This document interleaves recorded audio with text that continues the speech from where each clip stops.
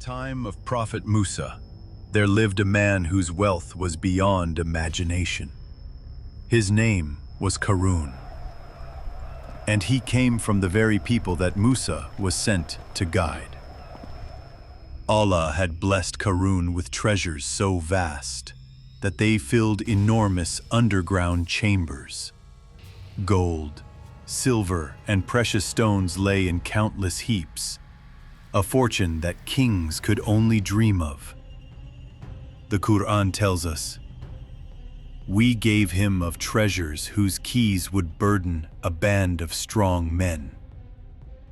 Qur'an 28:76. Seeing his growing arrogance, the wise among his people approached Qaroon with sincere advice. They came not as enemies, but as concerned brothers, hoping to guide him toward righteousness. The Qur'an records their words. When his people said to him, "Do not exult in riches. Indeed, Allah does not like the exultant," they warned him against pride and reminded him of his duties to Allah and his people. Qur'an 28:76.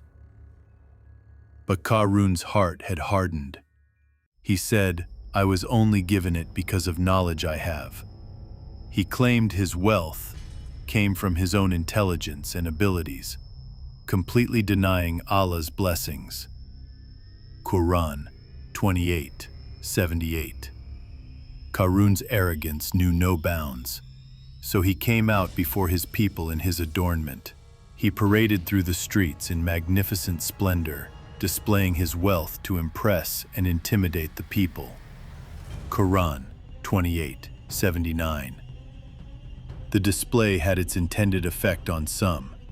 Those who desired the worldly life said, "Oh, would that we had like what was given to Qaroon. Indeed, he is one of great fortune."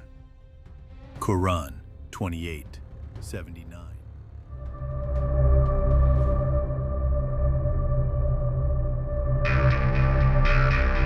According to Torah, Numbers 16:1-35. Qaroon gathered 250 of Israel's most respected leaders, poisoning their minds with his corruption. "Why should Moses and Aaron alone hold authority?" he whispered. "Are we not all from the holy nation? Why do they elevate themselves above us?"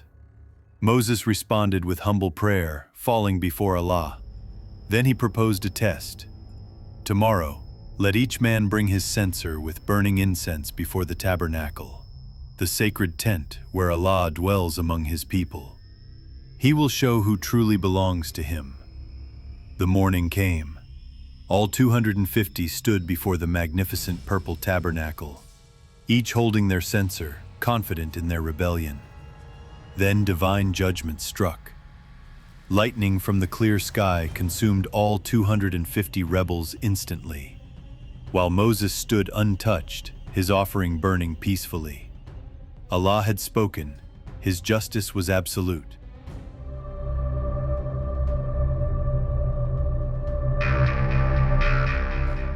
Qaroon had crossed all boundaries. His ingratitude, his arrogance, and his corruption of others had reached a point where divine justice could no longer be delayed. The signs of punishment began to appear. The ground beneath Qaroon's feet began to shake.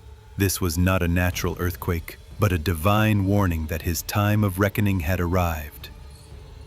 Yet even then, he felt no fear, blinded by his own pride. Then came the moment of truth. The earth split open beneath his magnificent palace, creating a chasm that would swallow everything he had built, his wealth, his power, his pride. All would be consumed. And we caused the earth to swallow him and his home. In an instant, the man who thought himself invincible was falling helplessly into the depths, his treasures useless to save him. Qur'an 28:81. And there was for him no company to aid him other than Allah, nor was he of those who could defend themselves.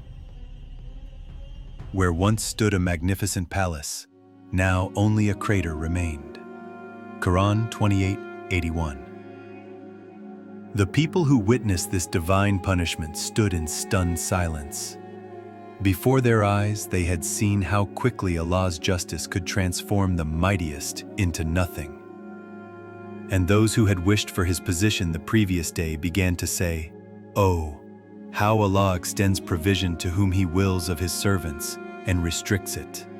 Their envy had turned to gratitude. Qur'an 28:82. If not that Allah had conferred favor upon us, he would have caused it to swallow us.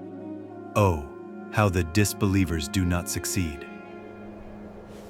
The story of Qaroon remains an eternal reminder that true success lies not in wealth, but in humility before Allah. Qur'an 28:82.